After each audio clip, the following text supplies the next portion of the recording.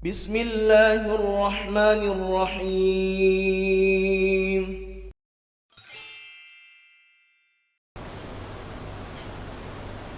الحمد لله الملك الديان، والصلاة والسلام على محمد سيد ولد عدنان، وعلى آله وصحبه وتابعيه على مر الزمان. وأشهد أن لا إله إلا الله وحده لا شريك له، المنزه عن الجسمية والجهاد والزمان والمكان. وأشهد أن سيدنا محمدا عبده ورسوله الذي كان خلقه القرآن. أما بعد، عباد الرحمن، فإني أوصيكم ونفسي بتقوى الله المنان القائل في كتابه القرآن: أيحسب الإنسان أن يترك سدى. صدق الله العظيم. Ma'asyiral muslimin rahimakumullah, mengawali khutbah pada siang hari yang penuh dengan keberkahan ini, khatib berwasiat kepada kita semuanya, terutama pada diri pribadi khatib sendiri, untuk senantiasa meningkatkan kualitas iman dan takwa kita kepada Allah Subhanahu wa ta'ala, yaitu dengan menjalankan perintah-perintahnya dan menjauhi larangan-larangannya. Ma'asyiral muslimin rahimakumullah, kita diciptakan di dunia ini tidak untuk menyibukkan diri dengan hal-hal keduniaan saja, yang keduniaan itu pasti menuju kepunahan.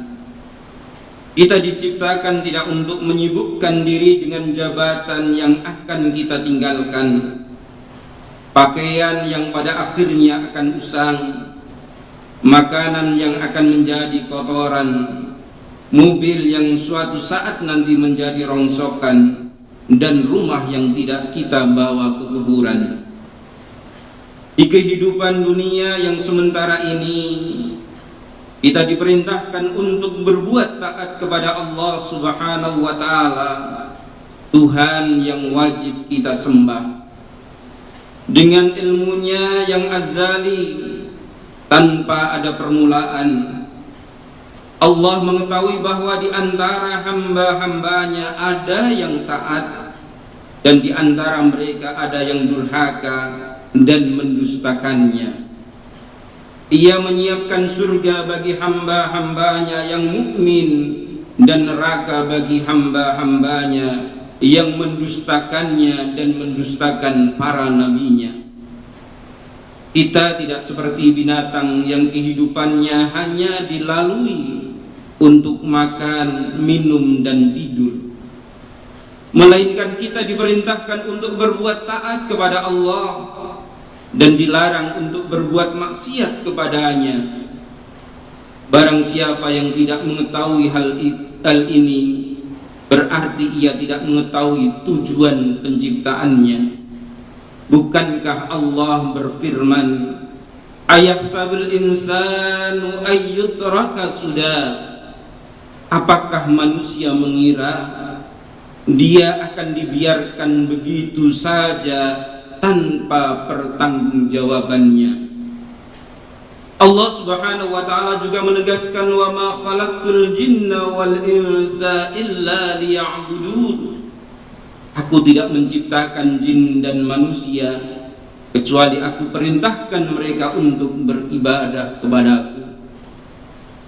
Mereka yang tidak mengetahui untuk tujuan apa mereka diciptakan di dunia ini, berlaku pada diri mereka sabda Rasulullah sallallahu alaihi wasallam yang artinya, sesungguhnya Allah membenci setiap orang yang sombong, rakus kepada harta benda, sehingga mengumpulkannya dengan cara yang haram, banyak bicara haram untuk mendapatkan harta, tidak pernah beribadah di malam hari, hanya memikirkan makanan di siang hari, sehingga lalai untuk melakukan kewajiban, mengetahui urusan dunia dan tidak mengetahui urusan akhirat.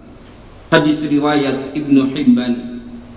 Manusia model semacam ini, mereka ini sangat banyak di muka bumi ini, sehingga Allah berfirman, wa qalilum min ibadiyasy syakur, dan sedikit sekali dari hamba-hambaku yang bersyukur. Ma'asyiral muslimin rahimakumullah, dengan peringatan-peringatan yang Allah berikan pada diri kita sudah diperintahkan oleh Allah Subhanahu wa ta'ala untuk menjalankan perintahnya dengan baik, dan kita akan mempertanggungjawabkan segala amal perbuatan kita. Maka kita harus hati-hati dalam hidup ini. Kehidupan kita terbatas di dunia, tidak selama-lamanya kita hidup di dunia saat ini, dan kita perlu tahu setiap yang kita lakukan Allah akan mintai pertanggungjawaban. Orang-orang yang maksiat, orang-orang yang berbuat dosa, mereka akan mempertanggungjawabkan dan mendapatkan balasan-balasan sesuai dengan amal perbuatan mereka masing-masing. Inna sam'a wal basara wal fuada kullu ulaika kana anhu mas'ula. Jelas bagi diri kita, sesungguhnya pendengaran, penglihatan dan hati semua itu akan diminta pertanggungjawabannya.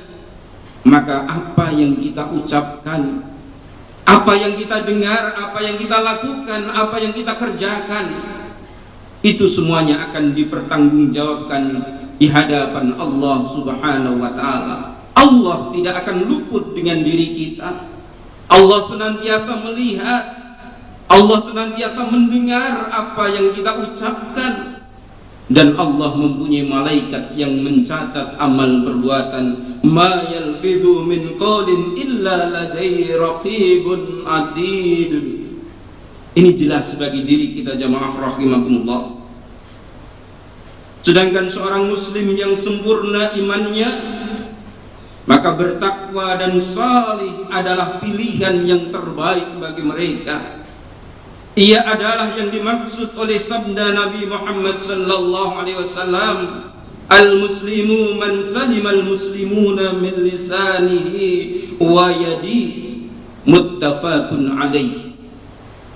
Orang muslim yang sempurna imannya adalah seorang muslim yang mampu menahan lisan, tangan dan anggota tubuh lainnya untuk tidak menyakiti orang lain, baik muslim ataupun non-muslim tanpa hak. Hadis riwayat muttafaqun alaih. Inilah jamaah yang dirahmati oleh Allah Subhanahu wa ta'ala.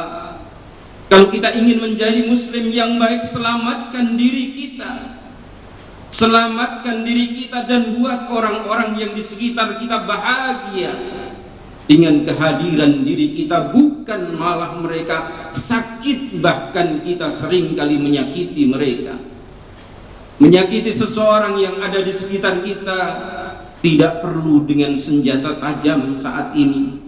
Bisa jadi dengan ucapan-ucapan atau dengan tulisan-tulisan yang kita kirimkan. Itu bisa menyakitkan hati mereka, bahkan itu bisa membahayakan saudara-saudara kita kalau kita tidak cermat apa yang kita tulis, apa yang kita ucapkan untuk saudara-saudara kita. Mulailah saat ini diri kita mengevaluasi diri kita masing-masing, karena semua itu akan kita pertanggungjawabkan di hadapan Allah Subhanahu wa ta'ala. Berbuatlah untuk akhiratmu seolah-olah engkau akan meninggal besok.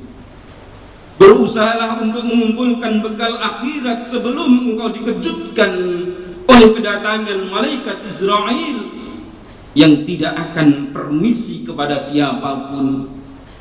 jika ajal seseorang telah tiba, Israel akan mengeluarkan ruh dari jasadnya.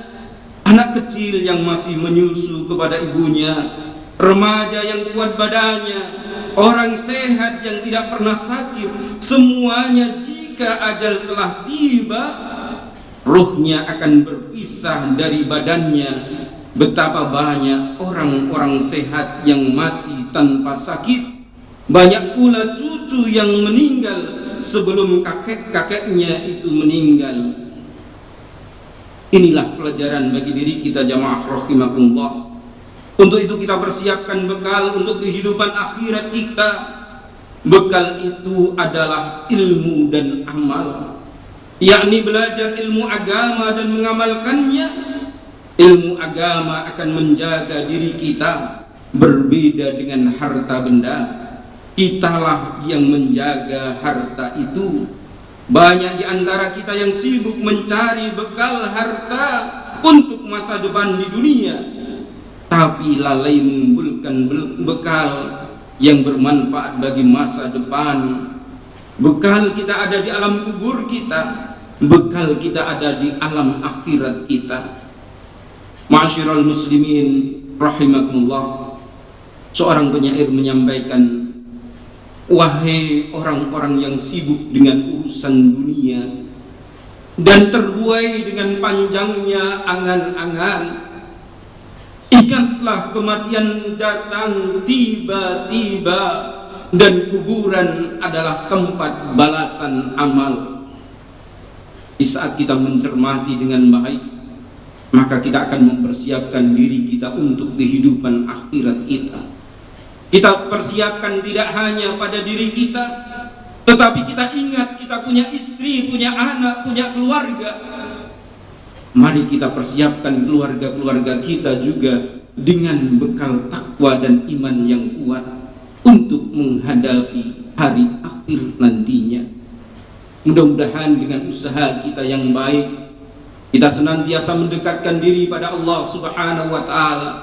Kita memberikan pendidikan yang terbaik bagi anak-anak kita, anak keturunan kita, sehingga mereka mampu menyelamatkan kita. Di antara orang yang diselamatkan nantinya adalah orang yang punya anak solih, dan anak solih itu yang mau mengamalkan Al-Quran. Di saat anak-anak kita mau mengamalkan Al-Quran, maka kita akan dipanggil oleh Allah Subhanahu wa Ta'ala untuk memasuki surganya.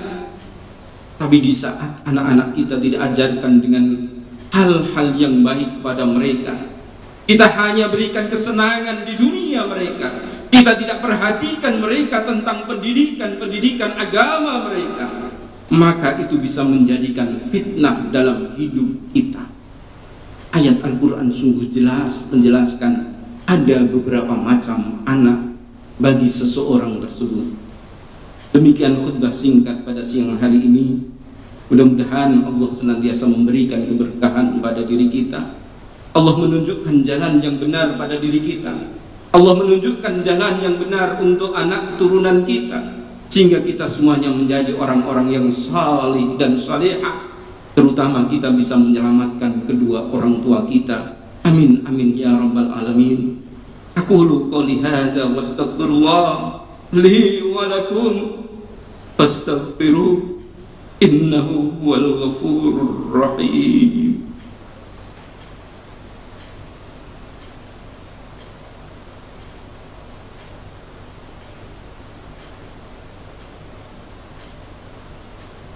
Alhamdulillah, alhamdulillahi wa kafa wa usalli wa sallimu ala sayyidina Muhammadin al-Mustafa wa ala alihi wa ashabi ahli al-wafa. Asyhadu an la ilaha illallah wahdahu la syarika lah, wa asyhadu anna sayyidina Muhammadan abduhu wa rasuluh. Amma ba'du.